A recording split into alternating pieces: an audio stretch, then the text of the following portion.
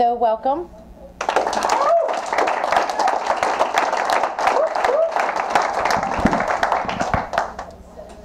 Gordy's been with the Narconon program for 40 years. Narconon is a rehabilitation program that's very effective. And we'd like to just hear about your life. It's so interesting. Well, I'll go back to the beginning, and not the original beginning, but the start of it at the Arizona State Prison. And when I went to the prison, it was for receiving stolen property. I was there for 9 months, and during that 9 months I was fortunate enough to meet Bill Benitez, the founder of Narconon.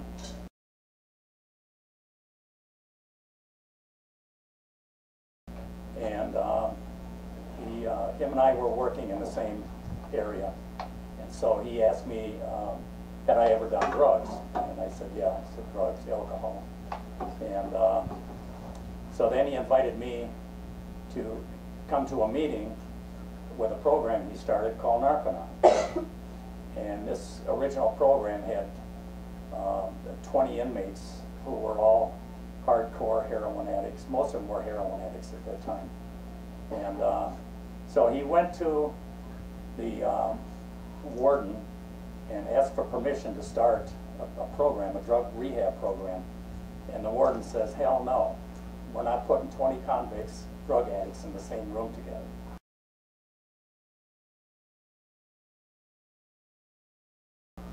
So Willie persisted, and he got several other staff. He showed him what he wanted to do.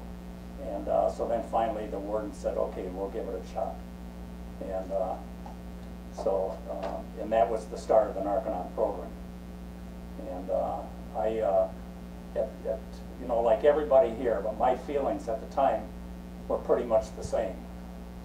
I laughed at TRs. It took me about six tries at sitting down before I could even, you know, confront anybody without laughing. And one thing about back in those days, when you did TRs, you could do nothing. You couldn't blink, you couldn't move, you could do nothing. So you can imagine how good some of these guys were, because we had hundreds of hours of TRs. And then the bull baiting, you know, I got pretty good at being able to confront anybody that was bull baiting me, except Willie Benitez.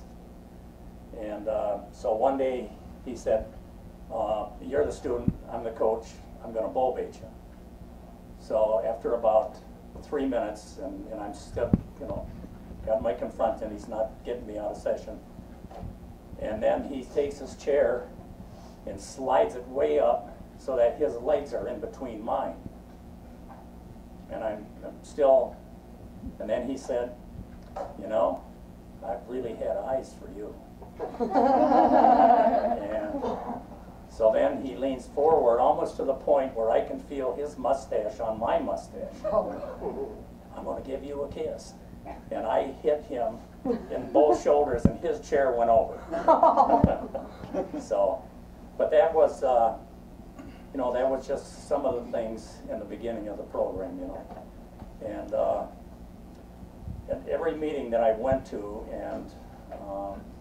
and all the time that I spent, all the books and all the, you know, things that I studied, things began to happen. The old attitude, I began to get a lot of confidence. I had desires that I was going to leave there, and this was going to be a whole new life. And so after about, oh, maybe 6 months there, then Paramount Studios comes in to film the movie that you guys see here called Riot.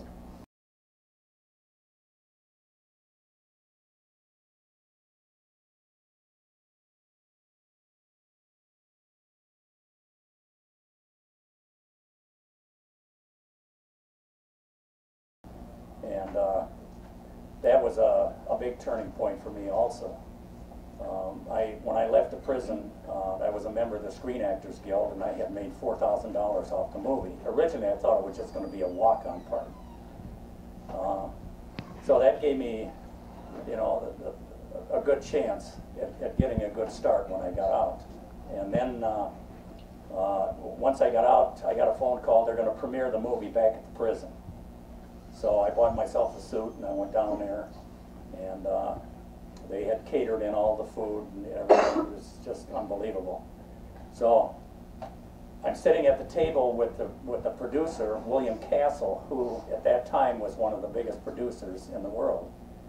And he had asked me what I thought about, being in the movies. And I said it was a hell of an experience. I said I really enjoyed it. He said, well, do you think you would want to do more? And I said, absolutely. So he said, here's my card, here's my number, and when if you want to come to California, I'll sign you to a studio contract with Paramount, and I'll send you to school.